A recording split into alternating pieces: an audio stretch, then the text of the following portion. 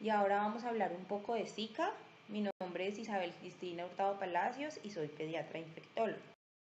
¿Qué es el Zika? El Zika es un virus perteneciente al género de los flavivirus. En este género hay otros virus que conocemos ampliamente, como el virus del dengue o el virus de la fiebre amarilla, y es un virus que es transmitido a los humanos principalmente por vectores. El principal vector es el Aedes aegypti y el Aedes albopictus.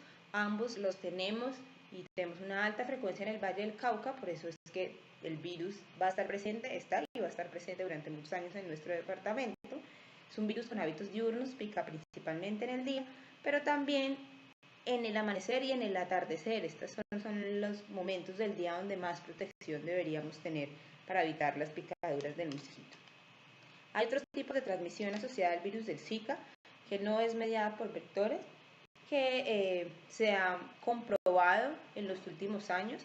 Una de ellas es la transmisión por vía sexual, se puede producir tanto en pacientes sintomáticos como asintomáticos, y básicamente es porque se ha aislado partículas virales replicativas e infectivas en el semen hasta 69 días después del inicio de los síntomas en pacientes sintomáticos y hasta 2 días después en mujeres en el tracto genital femenino.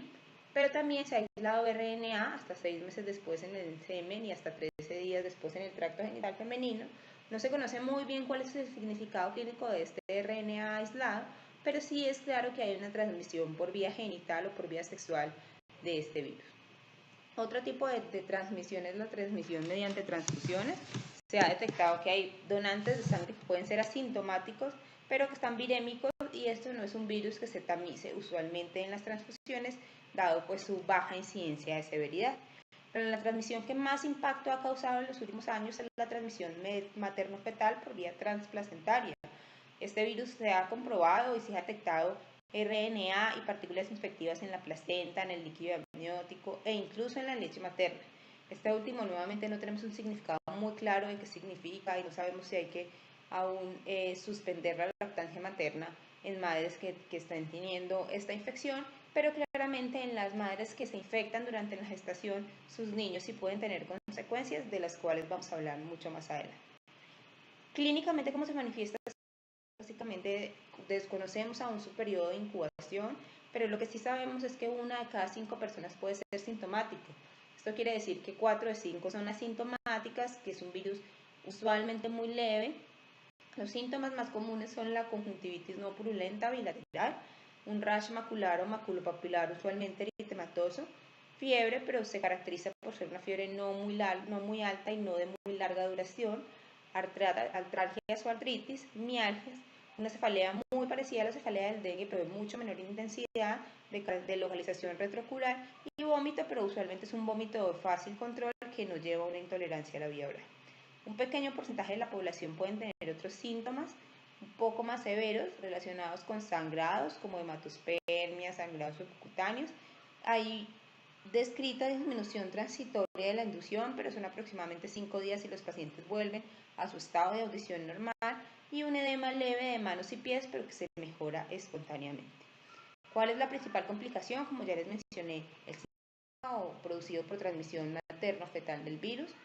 La complicación más grande y que principalmente se relacionó fue la microcefalia, básicamente definida como tener un percentil menor a -3 o menos a -2 desviaciones estándar de perímetro cefálico para la edad, el sexo y la edad gestacional.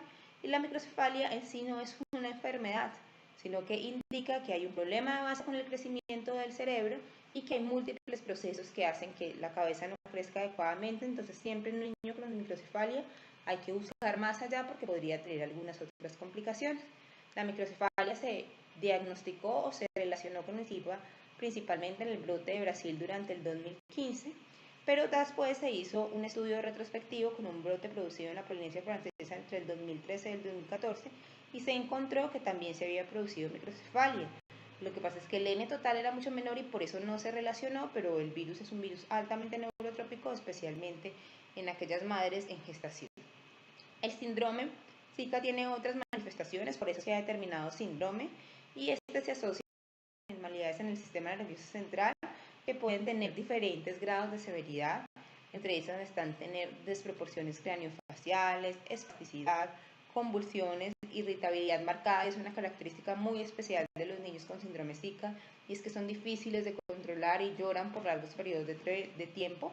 Pueden tener anormalidades oculares en diferentes grados y se ha visto que pueden tener alteraciones en las neuroimágenes que no es muy claro qué significan, pero que se están produciendo en el momento o que se están encontrando en el momento en estos niños con síndrome Zika.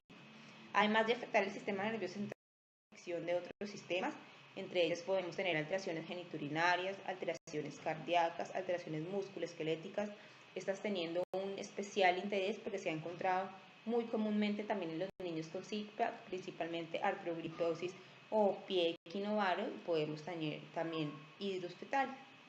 Además de esto, como les digo, esto fue encontrado en niños que nacieron en el 2015, niños que aún son chicos. No conocemos claramente cuáles son las repercusiones a futuro, pero sí estamos viendo que estos niños pueden tener alteraciones en el neurodesarrollo. Son niños que aún están en etapas preescolares, pero que no están rindiendo adecuadamente, entonces podemos tener alteraciones psicosociales y realmente no conocemos muy bien el impacto del síndrome Zika a futuro.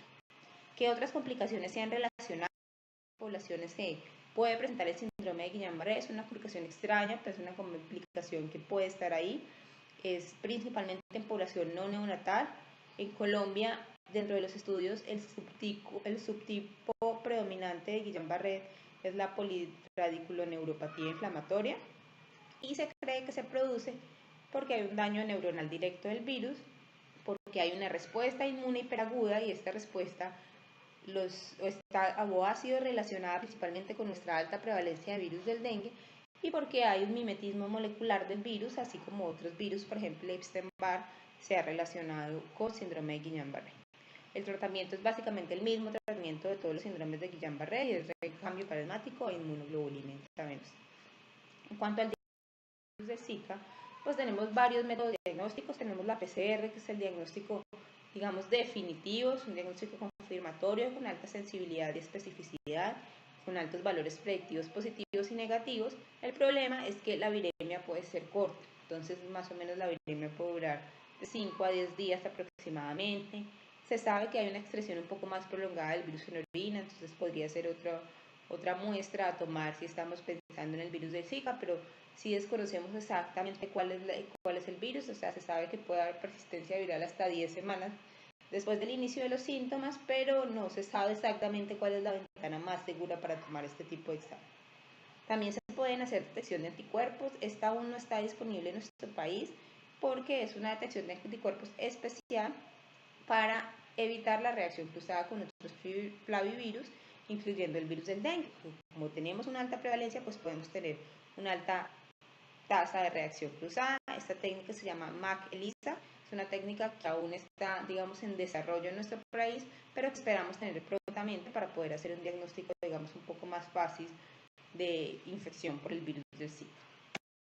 El seguimiento, pues realmente no hay estudios, no sabemos cuál es el pronóstico a largo plazo de estos pacientes, pero sí la OMS recomienda realizar estrategias regionales, hacer un seguimiento estrecho durante el primer año y hacer una vigilancia a los casos, digamos a los casos sospechosos de otra manera, a los casos confirmados. No hay una estrategia sistemática para hacer estas vigilancias y estos seguimientos, pero basado en esa propuesta de hacer estrategias regionales, les queremos mostrar cuál es la estrategia pues, a nivel Valle del Cauca para el seguimiento de estos niños con Zika.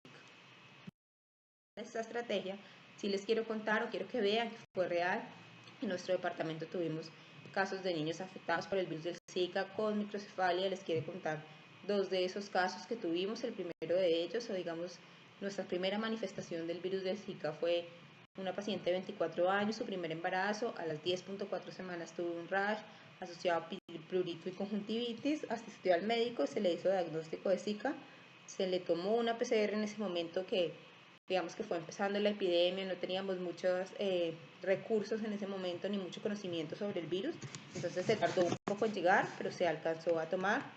A las 22.3 semanas de gestación le hacen una ecografía en la que el feto tiene alteraciones, microcefalia, ventriculomegalia, calcificaciones intracerebrales. Ella decide hacerse una interrupción voluntaria del embarazo por esas alteraciones que encontró en la ecografía, y se encontró que esa PCR que fue tomada a las 10.4 semanas era positiva para Zika y además se le hicieron pruebas al feto en el momento de la realización de esta IVE, también fueron positivos para el virus del Zika, o sea, era un feto que desarrolló alteraciones secundarias al virus del Zika. Tuvimos otro caso similar, a las 19.2 semanas el feto venía bien, ella no tuvo ningún síntoma, se los traigo para que vean que en los pacientes asintomáticos también se puede producir infección. A las 27.2 semanas ya empiezan a decir que el feto está creciendo por debajo del percentil 3, que tiene microcefalia, calcificaciones periventriculares. Ella se hace a las 29 semanas una PCR para Zika que es positiva y decide realizarse a la semana 35 una interrupción voluntaria del embarazo. Todas las otras pruebas descartaron otro tipo de infecciones, el cariotipo fue normal, o sea, también es una alteración en el sistema nervioso central secundaria al virus del Zika. Y ahora sí les quiero contar nuestra estrategia regional como a nivel Valle del Cauca, el acompañamiento clínico y psicosocial a estos niños afectados por la epidemia del Zika. Lo primero y lo más importante para poder realizar este acompañamiento a los niños con Zika es hacer una medición adecuada del perímetro cefálico, porque como ya les mencioné, la principal afección es la microcefalia. Y para poder decir que el niño tiene microcefalia, pues tenemos que identificar claramente qué es lo que está pasando. La microcefalia o digamos el perímetro cefálico se debe medir con una cinta adecuada. Esta que ustedes ven aquí es una de esas cintas adecuadas para medición para el perímetro cefálico, que no sea expandible. Se ha identificado que los metros comunes, que son de un material pues digamos similar al plástico y demás, se pueden expandir con el paso de los años. Estas cintas digamos son un poco más duraderas en ese sentido y además tienen una especie de villa, como ustedes pueden ver aquí, para lograr hacer esa medición sin tener que manipularla. Entonces nos da una medición mucho más precisa que no se afecta también por los movimientos del niño. No solamente es medir el perímetro cefálico, sino registrarlo. Si recuerdan, la medición incluye tener menos de 2 desviaciones estándar o un percentil 3. Para eso hay que registrarlo en las tablas adecuadas según la edad, el sexo y la edad gestacional.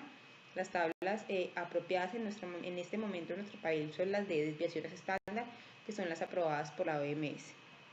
¿Qué dice este protocolo? Básicamente se clasifica a este recién nacido según tenga o no antecedentes de Zika en la gestación y según tenga o no alteraciones en el examen físico. Entonces, si la mamá tuvo antecedentes de Zika en la gestación, este niño tiene microcefalia, se clasifica en el grupo A. Si el niño no tiene microcefalia pero tiene alguna otra alteración en el examen físico neurológico, en el B. Si el niño no tiene ninguna alteración, en el C. Si la mamá no tuvo antecedentes de Zika en la gestación, pero tiene microcefalia o alteración en el examen físico neurológico, en el D. Y si no tiene ninguna alteración, se clasifica en el grupo E. Para poder hacer una adecuada clasificación de estos niños, necesitamos conocer cómo se realiza un examen neurológico completo y adecuado. Este debe incluir una medición del perímetro cefálico. Hay que recordar que esta medición del perímetro cefálico debe hacerse por lo menos 2 veces en las primeras 24 horas, una al momento del nacimiento y otra al momento de la descarga del niño hacia la casa, o sea, más o menos entre las 12 y 24 horas, porque hay algunos moldeamientos de los huesos del cráneo que pueden producirse en el momento de la salida del canal del parto, pero no ser persistentes, pero nos pueden llevar a errores si solamente tenemos en cuenta esta primera medición del perímetro cefálico. Hay que hacer una palpación adecuada de las fontanelas y suturas, recordar que hay 2 fontanelas, la anterior y la posterior, y las 2 deben sentirse en el momento del nacimiento. Mirar si hay presencia o no de dismorfismos craneofaciales, mirar el nivel de alerta de este recién nacido, mirar si hay reactividad de los estímulos, si hay movimientos espontáneos que deben ser simétricos y de buena calidad, mirar si hay fijación y seguimiento visual, evaluar los pares craneales, evaluar el tono muscular, la postura en reposo, los reflejos primitivos, entonces mirar succión, búsqueda, que básicamente se mira tocando al niño en sus comisuras labiales. El niño debe voltear porque es un reflejo de supervivencia para garantizar una adecuada alimentación, mirar si hay presión palmar y plantar y mirar el reflejo de Moro. Y por último, identificar si hay alteraciones cutáneas, porque recordemos que la piel se forma de algunas arcos similares a los del sistema nervioso central, y esto nos puede llevar, nos puede asociar los problemas de piel con alteraciones neurológicas. súper importante, digamos que lo quiero mencionar de primero, es que se debe hacer seguimiento psicosocial a todas las familias afectadas. Es súper importante tener un niño con alteraciones o tener un niño que podría tener alteraciones por la exposición a un virus. Es una cosa que puede llevar a mucho agotamiento social, y por eso esa familia debería tener acompañamiento de psicología y de trabajo social. ¿Y qué hacer al nacimiento? Lo más importante, como ya les mencioné, es clasificarlos adecuadamente. Estos niños pertenecen al grupo A y al grupo B, que son niños que tengan antecedente de exposición a Zika y que además tienen alteraciones al examen físico neurológico o microcefalia. La idea es explorar adecuadamente esa alteración que tienen para saber qué vamos a hacer con ella, pero buscar también otras alteraciones. Entonces hay que hacerles hemograma, función renal hepática, un TAC cerebral para mirar cuáles son sus características actuales o una resonancia según nuestra disponibilidad. Descartar otras causas que pueden llevarlo a microcefalia. Entonces mirar cómo está la serología de la madre, si no tiene pues hay que hacérsela, mirar cómo están todas las pruebas en toxoplasma, rubeola, citomegalovirus, mirar si el niño necesita alguna de ellas. Probablemente si es un niño con microcefalia necesita exploración para citomegalovirus y toxoplasma.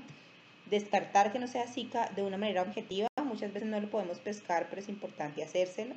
Entonces hay que hacerles PCR para Zika en orina y en sangre de cordón umbilical, además de la PCR para citomegalovirus en orina. Y en cuanto a toxoplasma, pues si se va a hacer una punción lumbar para descartar toxoplasma, es importante también hacer una PCR para Zika en nista y MAE.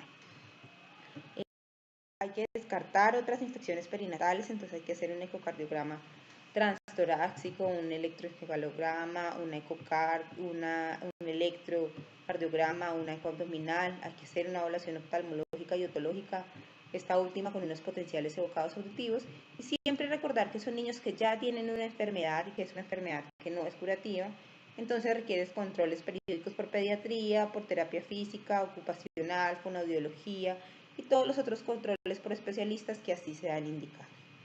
Si son niños del grupo C, es decir, niños pero que tienen antecedentes de exposición a Zika, es importante hacer una búsqueda sí un poco más pequeña, pero hacerles hemograma, función renal, hepática, una eco transfontanelar. Si recuerdan, les mencioné que hay niños que solamente tienen alteraciones en las neuroimágenes sin tener un compromiso clínico evidente, entonces es importante hacer esto para poder determinar si estos niños quieren o requieren un seguimiento más preciso y más periódico, y descartar otras infecciones perinatales en los casos en los que sea necesario.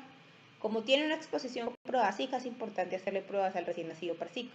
Entonces, hacerle una PCR en sangre de cordón umbilical, en orina, y si se hace punción lumbar por alguna razón, una PCR para Zika en líquido cefalorraquídeo. Si pertenecen al grupo D, que son aquellos niños que tienen alteraciones al examen físico o microcefalia, pero no tienen antecedentes de exposición a Zika, hay que buscarles adecuadamente su fuente de infección en la medida de lo posible. Entonces buscar otras infecciones perinatales, toxoplasma, citomegalovirus, rubeola, hacer un estudio exhaustivo para Zika con PCR en sangre y en orina, y buscar otras alteraciones. Entonces hacer un hemograma, una ecografía abdominal, una imagen del sistema nervioso central, hacer unos potenciales evocados auditivos, una evaluación oftalmológica y todo lo que quieran. Si pertenecen al grupo E, que son los niños que no tienen antecedentes, es importante que estos niños sean evaluados en su primer mes por un pediatra para poder determinar que su examen físico neurológico sí está normal y que efectivamente pertenecen a este grupo, o hacer cambio de grupo y hacer las medidas pues que sean indicadas según este grupo en el que lo vayamos a reasignar.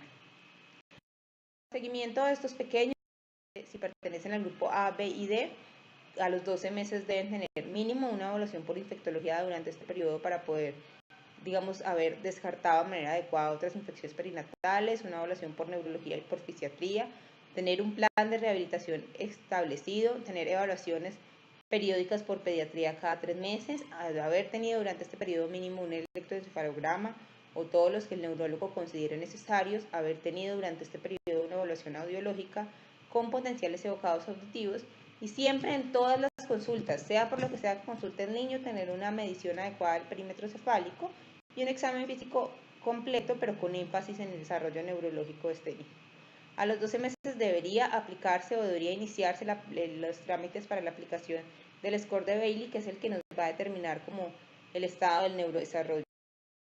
Si pertenece al grupo C, a los 12 meses debe haber tenido mínimo 2 evaluaciones por pediatría, una evaluación oftalmológica y una con potenciales evocados auditivos, y nuevamente una medición adecuada del perímetro cefálico y un examen físico neurológico completo en todas las consultas.